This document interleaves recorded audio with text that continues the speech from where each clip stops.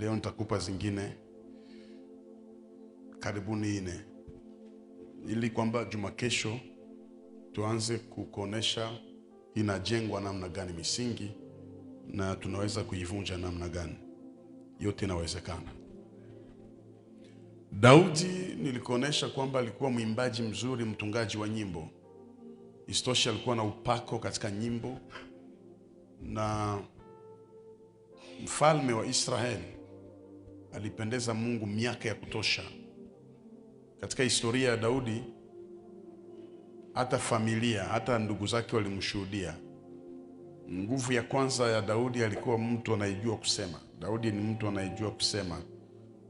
Najua ni neema kujua kusema. Kuna kuishi na kuna kujua kuishi, kuna kusema na kuna kujua kusema.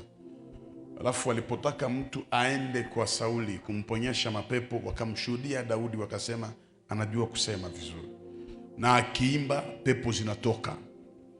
Na ilifikia maisha ya Daudi watu wengi kutaka kuwa kama Daudi, lakini alipofikia ufalme, misingi yote ikaonekana.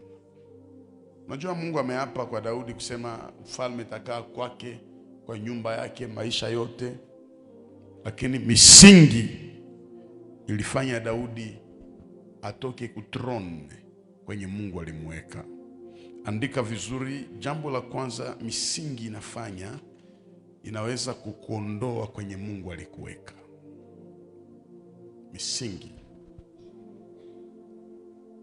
ni pointi kubwa ambao tumeizungumzia hata jana. Inaweza kukuondoa kutrone kwenye Mungu alikuweka.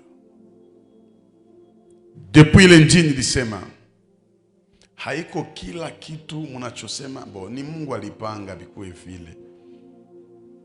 Umaskini yangu ni mapenzi ya Mungu. Hii ndoa kuvunjika ni Mungu alipanga. Vitu vingine ni kazi ya misingi. Misingi ikiona Mungu anakuweka fasi fulani, misingi inainuka ili kuondoa ile fasi. Na ile ni shida sana. Heri usionje utajiri kuliko ukue tajiri alafu urudie kwa maskini. Na kufa mbele ya wakati. Mtu yoyote anayekaa katika misingi mibaya haiwezi jimanifestea kingali maskini sana, kwa sababu hata umaskini yenyewe ni misingi. Lakini kishafikia Bwana anakupatia position fulani kumaisha, misingi inakuya, inakuondoa ile fasi. Ndaingia undani baadaye. Kazi ya pili ya misingi, inakuletea magonjwa isiyopata dawa hata kwa madaktari. Misingi na ile nguvu tumeiona kwa familia nyingi. Watu wanagonjwa magonjwa za kufanana. Tumeiona katika walio wengi wanakufa na ile magonjwa ya familia. Kiuliza jamaa alikufa na nini, wanasema huu alikunywa pombe sana ikamuua, alafu haiko yeye mwenyewe. Tatena ilimuua ni pombe. Shangazi yetu alikuwa na diabetes. Yaani hao si tatizo ya sukari nyingi ili wapate magonjwa, lakini misingi inawatengenezea magonjwa kijamaa. Ni pale unatakiwa kuingia ndani ya Mungu na unajua nyuma yako kuna roho inakudai. Kuna magonjwa mabaya duniani kama diabetes, magonjwa mabaya sana. Ugonjwa fiko, rein, magonjwa mabaya zaidi. Kwa sababu mtu akigonjwa rein, wanaanza mfanyizia dialyse. Ile dialyse ni 3 fois par semaine. Na séance moya ni $150. Sasa il faut $450 chaque semaine paka siku utakufaka. Sasa maskini akiipata anakufa haraka. Na hii inatokea mjamaa. Kuna magonjwa mengine mabaya zaidi, paralizi. Ukiona mtu fulani wa familia yako alikuwa na diabetes, alikuwa na paralizi, alikuwa na AVC, alikuwa na kitu fulani, usifanye mzaha na mafundisho kama haya. Rudia nyuma, uanze kufikiria, uanze kuipinga kabla yatokea. Mchungaji mmoja alikuwa anafundisha Kenya habari kama hizi, alafu akasema juu ya kuna familia ziko na magonjwa ya AVC, na kulikuwa mmoja ndani ya ile kanisa familia yake yote wana ile magonjwa. Akaweka mkono juu akasema bongo ile mule kanisani, akaanguka na AVC na akakufia mule kanisani. Misingi ilimkokota. Kuna magonjwa mengine mabaya sana, kukauka damu. Kuna watu wanakauka damu. Lakini pia kuna magonjwa mabaya inagusa ngozi na inagusa pia damu, unakuharibisha wewe wote. Na unaona hii inaambukia katika familia. Si kwamba watu hawaende hospitalini, wanaenda. Lakini hii shida ilianzia kwa juu mpaka kwa mwisho. Na wengine wana magonjwa mabaya, ni ile magonjwa ya wazimu. Kuna wazimu ya bangi, kuna wazimu ya akili mingi, kuna wazimu ya akili kidogo, kuna wazimu ya krizi. Krizi ikipita sana maisha ya mtu inafika kichwa na katala. Shaona mtu iko naongea munjia yeye peke kuna zungumza tu. Calcule tu 5000 francs plus 3000. Maragi sombe. Makala unamsalimia. Vile njoo inaanzaka. Na kuna wazimu ya makuu za maisha. Lakini kuna ingine ni misingi. Mimi nimekaa mkartie moja yenye wanazalaka tu wa babubu. Nimekaa mwingine fasi watu wanazaa wenda wazimu. Ni kitu kiko kwenye jamaa. Sasa misingi inaifanya. Origin inaifanya. Na lazima upambane nayo kabla haijafikia kwenye maisha yako. Kazi ya tatu ya misingi inakufanya mwangaishi. Inaleta kitu kinaitwa instability kwenye maisha yako.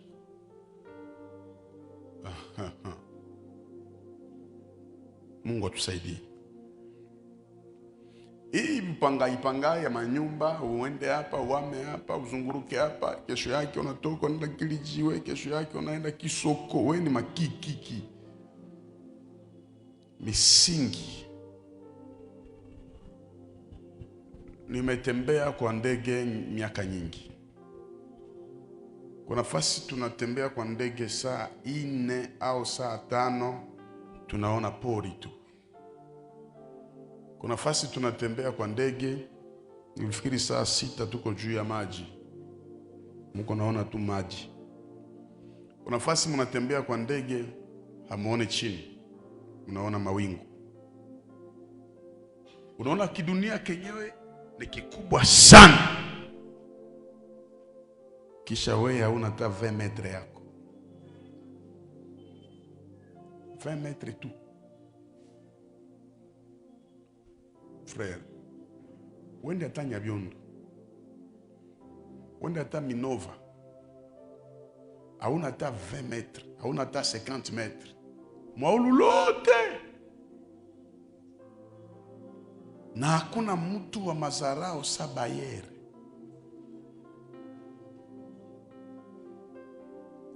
Kila mwezi kikuishia akikupigia simu, hata kama alitaka kuambia habari za baraka, unakuwa mwasiwasi.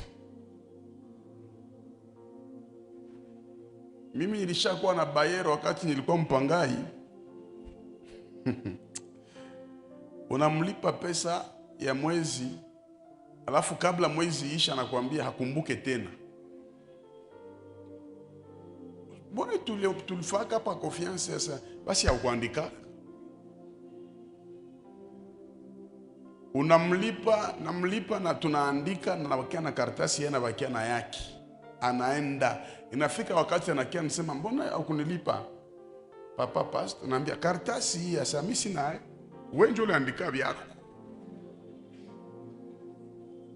Lakini mpaka saa hizi ni maskini sana. Naombea mpangai mwenye iko hapa, Mungu akonee huruma, akutoshe kwa ile maisha. Sasa kuko mwenye aseme amen. Nikwambie, hata kama uko na nyumba ya urizi njoko unaishi, ile laana ingali yako. Mimi niko shituko kupale, uko chini ya laana.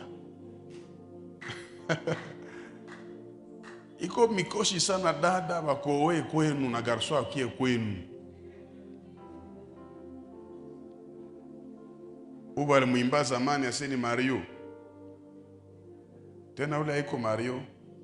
Paske Mario ni mwanakaa mnyumba ya mwanamuke. Me mnyumba ya famii atakuwa Marina akosi. Iko bala. Vijana mko mnanisikiliza hapa, uowe kunyumba yenu na uweke mwanamuke kwenu. Biblia inasema uko chini ya laana. Unajua ile andiko nasema utaacha baba na mama.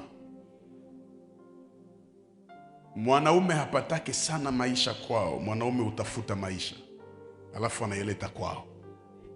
Misingi. Fanya hange na nyumba za kuikala bure, inakufanyaka pumbafu sana.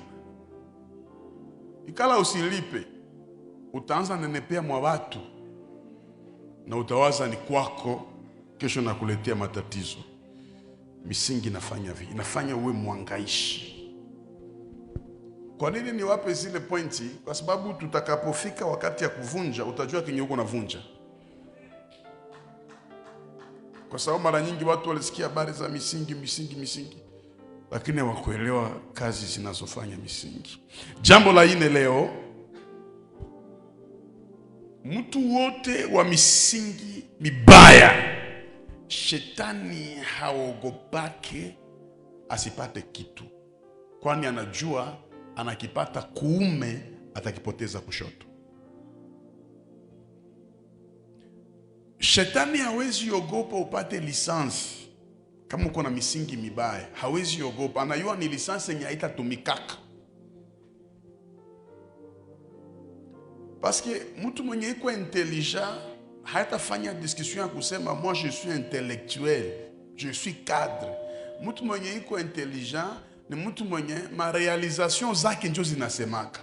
Sa kila mara yenye ungali na diplome na lisansi yenye hayakupaka hata $1000, uko chini ya laana. Kwenye basomi biko naongea, usiko naongea.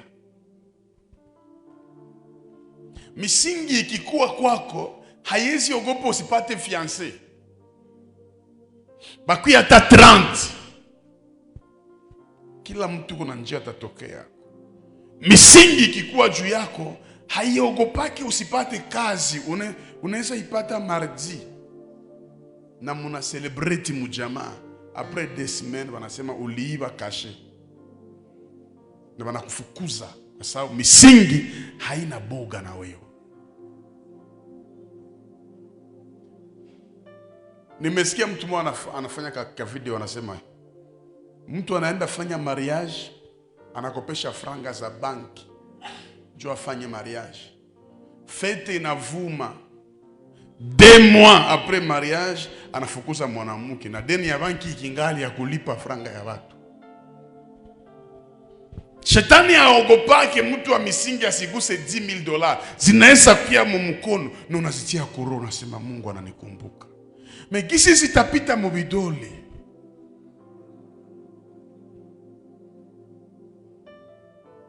Depuis mwaka ilianza mpaka leo, kuko mwashapata pesa. Lakini misingi liruhusu uziguse, lakini usiziweki. Shetani anakiraka tu maokazio, magonjwa, ukwena kula madeni zenye hauye kutazilipaka. Franga zikikuya, inaenda kule. Bref, misingi inazaraulishaka mtu. Leo nilikuwa naongea na mtumishi wa Mungu kwenye ofisi pale, kiongozi anasema lazima mtu akuwe na resource ya maisha. Resource maana yake fasi ya kupata pesa. Kuya destin. Nikupatie mfano. Eske tuko hapa? Destin ni artiste, ni mtumishi wa Mungu, leo ni mhubiri mkubwa, kuja hapa. Resource yake ya kwanza ni karama yenye iko nayo. Eske tunaelewana vizuri? Mei karama yenye iko nayo haifonctionne kila siku. Mumiaka anapiga concert moya, sasa njo dimanche celebration. Resource ya pili ni mwili yake, donc iko bonne santé. Kama mtu kwa bonne santé, deja ile ni capital. Hakuna kile utafanyaka na uko bonne santé. Mais ba millionnaire banasema kama ungali natumika juu ya kukula, ungali maskini. Kama ungali natumika juu ya kulipa nyumba, ungali maskini. Il faut investir, ukuwe na resource yenye hata unafunga mikono pesa ziko zinakuya tu. Hata ukwe mu hospitali pesa ziko zinakuya tu. Sasa kama mtu anategemea karama, kuna siku nguvu haitakuwaka. Sio niko naeleweka vizuri hapa? Tumeshirudia fasi yako. Niulizie ndugu yako, unafanya nini? Resource yako ni nini? Impossible tu kwa nasema wenye haki wa Bwana wanaishi kwa imani. Oh, baba wa imani ye peke Abraham alikuwa na maresource. Kuishi kwa imani haiko maisha ya mambisite. Bo, vile mimi niko na probleme hii siku, biato inaisha, yomba niende kwa oncle Michel. Dampiga bule anipata $10. Niende kwa sere mamicho na event. Oh frère, utaiba. Resource ni nini? Ni wakati unaikala kunyumba, unajua mwisho ya mwezi niko na $1000 yangu. Hakuna kilonda kinaluma vibaya kama umaskini. Sa uitike wala ukatali, ata hauingize pesa utaidepense tu. Njo mimi nasema ko utadepense za wapi? Njo naangalia via kuna kwa stress. Na utaremarke kama ushakuwa mweli maisha ya stress, ya kwanza unakula mingi. Unakula mingi. Au una occupation nyingine. Unakula mingi, unajikaza nenepe. Watu wanafikiri kwa bonne santé. Kumbe hauna vya kufanya. Ta mwili na chipuka juu. Na mawazo ishakufa. Unakuwa makali mnyumba, hauna resource. Sasa ukijikutana uko na batoto 6. Bote wanasomaka. Kuko masomo hapa Goma leo ya nyeko nalipa par mois $50. Par mois $100. Kuna masomo wa mtoto wangu alitenda somea kumi na uliza kule par an 1500. Ya nini? I, A, B, C, D, E. Njo mi. Tafuta fasi ingine. Sasa ushikutane, biko 10. Niteke kuhubiri, zaeni. Ongesekeni. Jazeni inchi na mfuko haijae. Oh. Batu kuna magumu sana. Njoo unaona unakufa mudunia, unafika mbinguni, ulikuwa na utakaso ya mimi. Mungu anakuambia rudi. Wende kuzimu. Uliacha mabandi mudunia. Watoto ambao wanaharibisha. Maandiko nasema, nyamu nielewe. Asema asiyejua kulea jamaa yake ni mubaya kuliko mpagani. Mungu akuleta Adamu na hajamtengenezea bustani. Jikaze sana, utazala ule mtoto wanze weka kesi. Mwache ile mabitu mnasema, no atashie tulikomala tu vile tukakomala. No, usikubali dunia endelee kisi ulikomalaka. Wewe uliponyoka chupu chupu. Vitu ya kukula hivi ni vitu vimwa benye havikuwake tena maisha ya watu. Mtu anakula hata 4 fois par jour. Wewe uko na funza watoto. Msizoe chakula. Mafuta mengi na ua. Nyama inatesa. Miguu inavimba. Oshaona muhundi wa miguu inavimba. Ushakosa maisha, unakuwa na mateori za mingi munyumba. Mboga ikulaki ugali, supu. Watoto tu wananyota nayo, unajua mavia anapigwa. Vie hana kitu.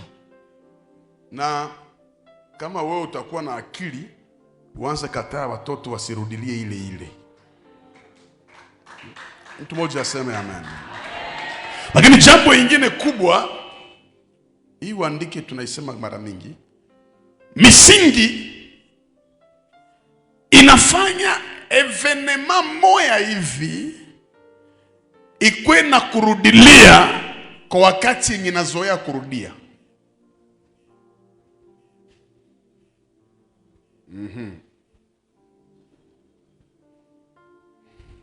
Bali kufukuza mkazi mu juin 2022. Unapata ingine kazi juin 2023. Tena wanakufukuza. Manake ni evenema yenye nazoea kukurudilia. Kila Desembre lazima upange mu hospitali. Rafiki wa leo ni adui wa kesho. Ni evenema yenye na kurudilia. Unajua kuishi alafu mtu akusalimia unyamaze ni bushenji sana. Inakutesa wewe peke. Nishawafundisha nayo hapo. Sasa ujikutane ni bibi yako, ni bwana yako, ni kaka yako, ni ndugu yako, ni mtu uko naye, ni kwanza ni ukosa adabu. Kwa sababu salamu unaipatia kila mtu. Alafu unaishi, unazoea ile maisha. Mimi namunigia jambo. Wewe njoo uko na jirabese. Adui wa kwanza wa Mungu ni shetani. Mpaka leo wanaongeaka. Paka saa hii niko naufundisha Mungu na shetani. Si hata nishabambia mbiblia Mungu, Yesu na mapepo. Tuna nini nawe mwana wa Mungu uliye hai? Pepo zina negosie na adui. Usitoshe mwa hii mwili pa. Turuhusu basi tuingie munguruwe. Turuhusu. Wakati ya Ayubu haiko pepo, shetani yepeke na Mungu alikala murenyo juu ya kutesa ka Ayubu. Sasa wewe ungali na mtu mwenye hawezi salimia. C'est trop bas. Grandeur inakuimpoza ka savoir vivre. President wa pays yetu leo ata maibobo wa Kongo na ni population yake. Ukitaka ukue mkubwa mu maisha, kuna vitu lazima uzarau. Sasa hapa ndiko nafundisha, uangalie ni evenema gani, ni situation gani nazoea kujirepete kwa maisha yako. Uangalie na uandike vizuri, kwa sababu nitakupatia dawa mwa hii programu tuko nayo. Ça fait trop mal. Pesa zilikia zikapotea, deception kakuya ya kwanza, ya pili, ya tatu, ya nne, unakuwa na 19 deception. Mwaji ya kidogo unagonjwa moyo. Kufukuziwa mkazi ni wewe tu. Kusingiziwa mkazi ni wewe tu. Misingi inakuwa kanafanya repetition ya malheur kwa maisha ya mtu. Lakini pia ni kwambia kitu kibaya, misingi inakukuliaka avance. Là je m'explique. Hoyafika Tanzania. Uko na projet ya kufika hako. Mbele ufike kule, habari yako mbaya inatangulia. Misingi kuna ile nguvu. Misingi inakukulia avance kwenye wewe uyaenda. Kuna mtu alitangulia kukuchafua mbele ya wakati. Akikwambia tuvunje misingi unasema uko busy. Utajua maana ya ile kesho.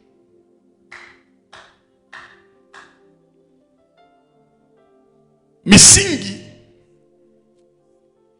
inakupa esprit ya grande erreur. Na ni pale nitaenda kumalizia ili nikamate maandiko dakika chache. Maisha ya mwanadamu maerreur zinakuwaka. Mais il y a ce qu'on appelle l'esprit de grande erreur. Nakupa exemple 3 6 unisikilize.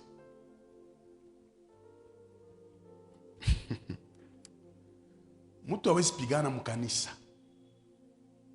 Ça c'est la honte. Mtu anaweza kuambia hata mbaya mkanisa, anakuambia mbaya, na unasema niko mkanisa kama. Siwezi fanya hivi, niko mkanisa. Unamwangalia unamwambia sasa, uko na bahati je niko mkanisa.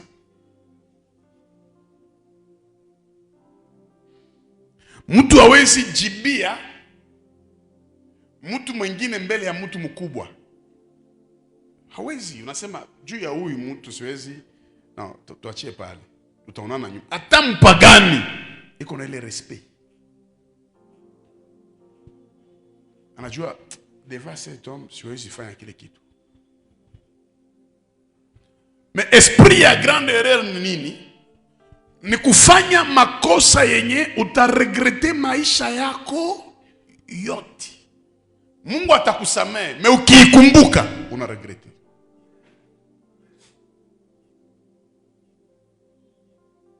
Iko kama nasikia mwanaume alipiga bibi yake na kamvula manguo yote akamtupa nje.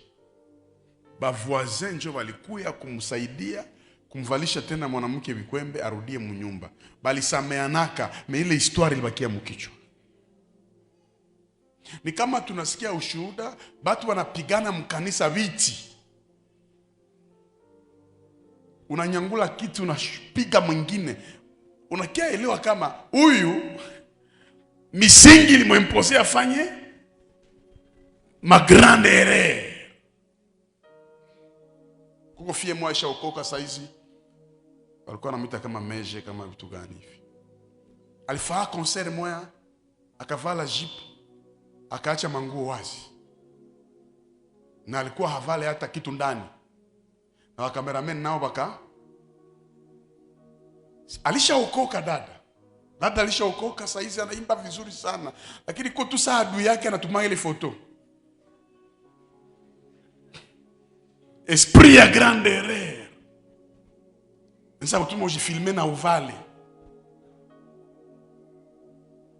Na huko natumia video Al-Qaeda.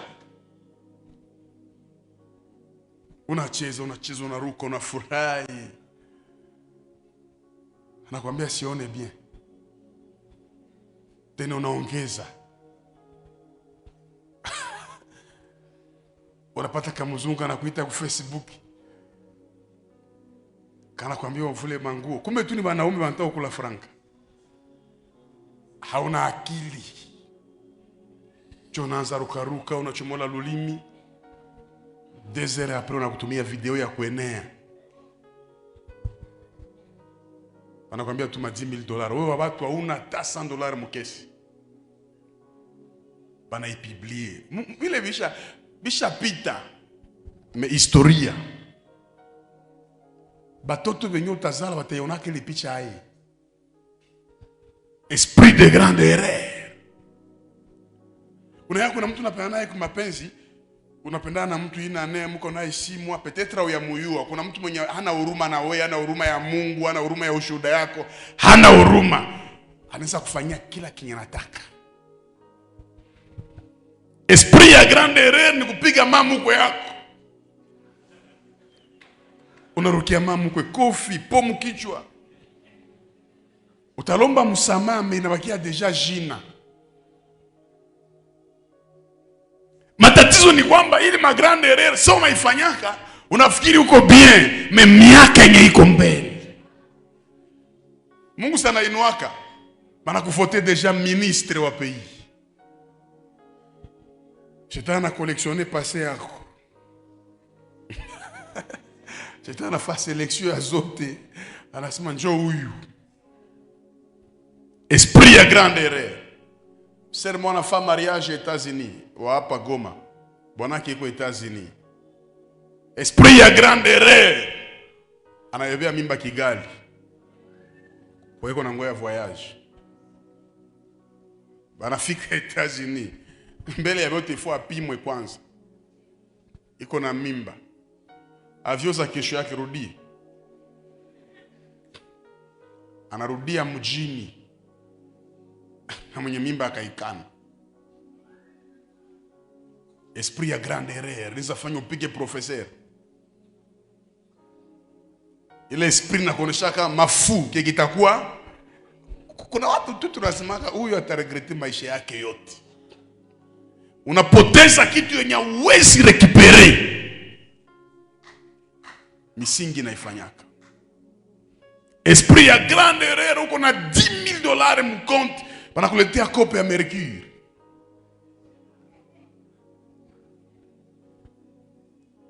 Kope ya kumultiplier $. Tutaisukula tu. Leta kwa 500. Banakupatia matemoignage, banasema vyote. Unajua fulani, ule patron fulani, naye ni hivi. Deja unaanza ipangia. Mfamii yetu tulikuwa na shida sana ya pauvreté. Tate akawisha nyumba. Kapata tumalari. Kwa kia kope moya kuuza chupa ya kitofu. Chupa ya kitofu. Oh, mulete franga fulani. Misingi ni kitu kibaya sana. Grand frère déjà. Kanambia tutembee muvili. Tuentulize bei ya manyumba. Parce que monta alikuwa anatuambia ni monta ya yulu sana. Njoo kwanza fika tuko tunatombokea watu. Hapa ni ngapi? Tuambie haraka. Oh, 300,000. Okay. Mtungoe mardi. Tunda fasi ingine. Kumbe franga yetu yote itaenda. Na tunawakia na chupa. Hata kujiuliza, mtu ajiulizaki. Koma mweko nasema atanisukulia $1, $1 million. Tena nilombe 1,000. Ile saa kile kwaki. Na ulombe shauri. Mtu nasema moro ndalomba shauri, atanipiga vita. Hivi ndio mtu anawinaka franga ipende fujo. Utasikia haya. Esprit de grande erreur, nisa kutuma ucheze je mundele.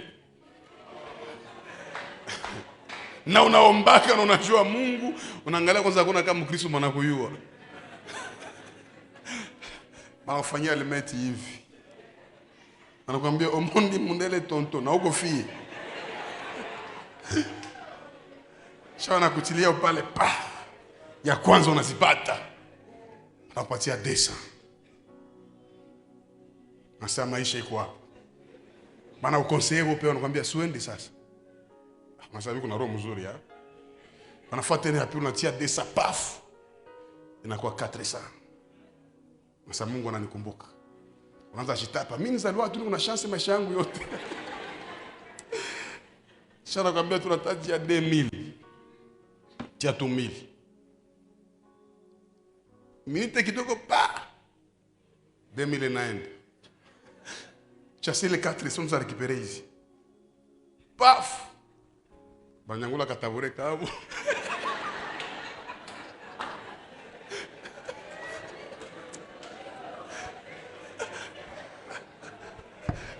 Banaingia mu quartier. Unakosaka ulilie nani? Na vile mtu aelezaki. Nilipoteza wapi? Oh, pepo ya rai. Ishona mere mwe unasema pepo ya rai. Alai ya wapi? Mikoshi papa. Pa magicien wana nifrape. Misingi. Attention na mtu mwanapendaka facilite. Hakuna kitu ya valeur sa franga. Na ukiona mwanamke mwenye iko natosha $20 kaka, anakupa. Bana. Mwanamke anaweza cheza na vitu yote, hata president de la République. Mwanamke anaweza cheza kichwa yake. Mwanamke afake blague na franga. Omaya ziweke musutie, zimusutenir. Sasa kisha wewe uko na pesa, uichezeshe je mundele. Bure sana. Esprit ya grande erreur. Inaweza kutuma ulangule magodio uipeleke Goma. Matope haiko. Inakwambia langula tuma ba jacket peleka Kindu. Mwele Kivukutu. Unaweza langula hata manguo ya Noel bien mu Desembre, bana bi bloquer pale. Kudouane, bankia kufungulia mu Février. Ile mabora Père Noël. Unakosa kama utaipeleka wapi? Esprit ya grande erreur za kutuma uolewe na mulozi. Unakatala mtu mwenye iko sérieux. Esprit ya grande erreur.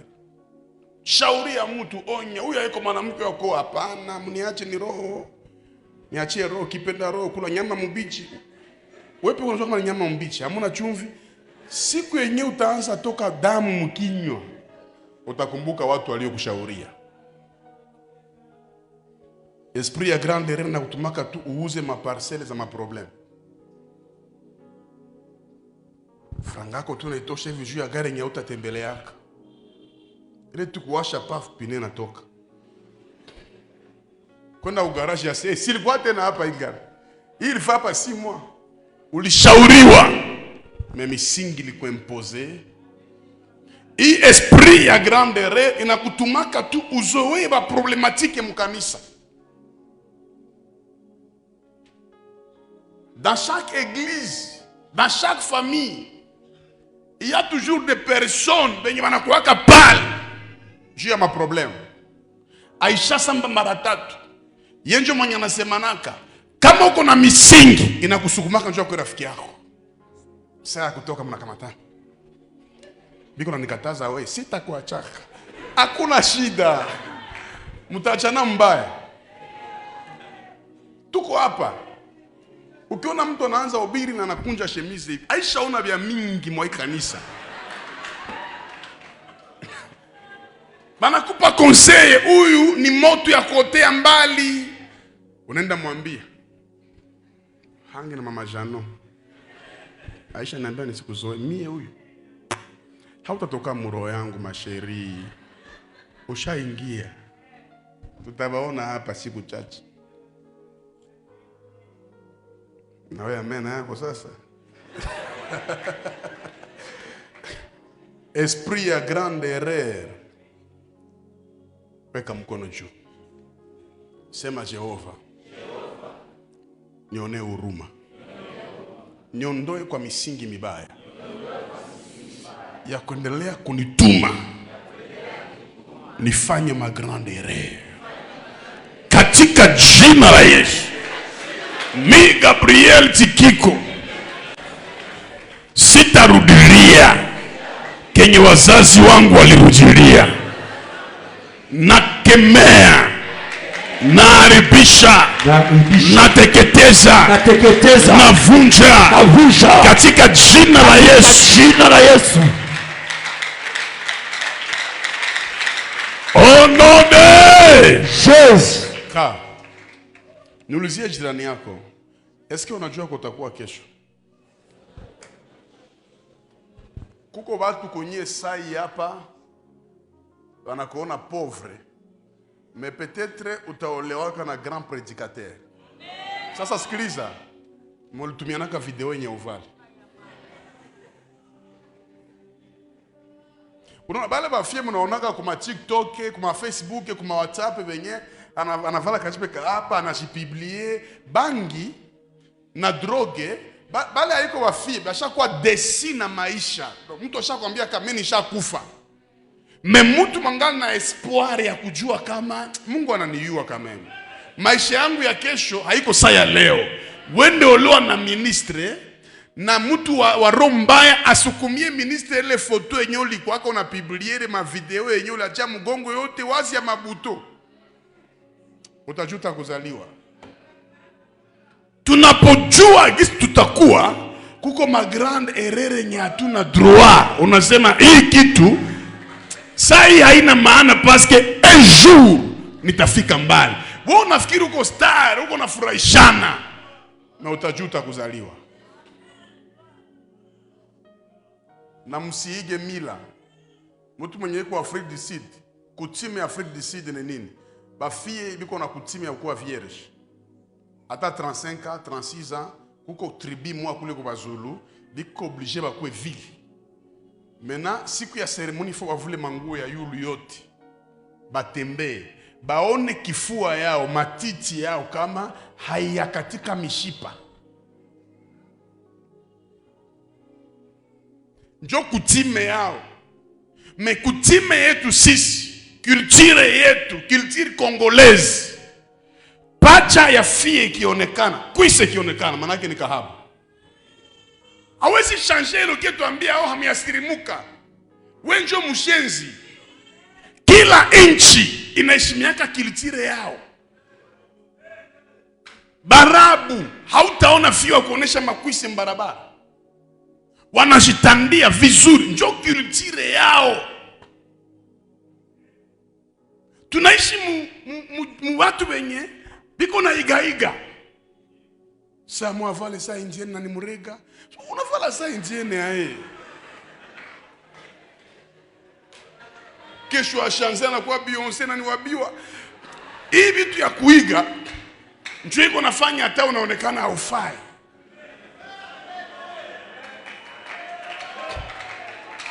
Aliye na sikio iko nasikia. Sasa misingi inakuimpose esprit ya grande erreur. Kwa tafsiri nyingine grande erreur ni maerere zenye ziko na visibility. Tunaelewana vizuri? Zenye uta hawezi ficha. Erreur yenye kuna visibility. Mais aussi esprit ya grande erreur ni erreur yenye unaifanyia kwenye hawezi ifanyia. Muko nenda lomba kazi de personnes, patron alisha kuagree, unajifle mwenza, kofi pa. Grande erreur. Oh my God. Mungu atuonee huruma. Yasomo kule kanisa tulikuwa tunaomba zamani, alikuwa na misingi kweli. Siku anatubu anasema alikuwa na 26 ans amesha coucher na plus ya 500 femmes. Nikamwangalia kwanza. 500 femmes. Nikamwambia unaacha? Asenda shikazi. Tukafaa veiller. Mule mveiller tukafikiri tunaokoka shibote. Akaanza weka mere mwa mkono. Mere kabana mkono. Mveiller. Nini? Nikashtuka nikamfuata akasema niko na lota. Yeye alikuwa na lota femme de nuit. Njoo yeye anasema. Tunasema wache. Utakufa. Sasa ile misingi saa ilipanda, akaenda violer mtoto wa colonel. Nafikiri aliozea muzeze. Esprit ya grande erreur. Jomba na hange na pombe. Unaweza kunywa pombe inalamusha misingi yote. Kisha unaangalia babako kusura. 4 minutes tunaambia kaka nilikona wapi?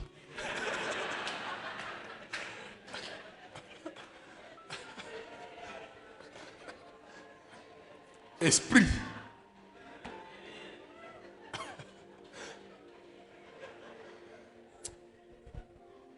Sasa tunaambia mke tuombe, tuponde misingi. Bana washauzi. ni kuepuka vingine.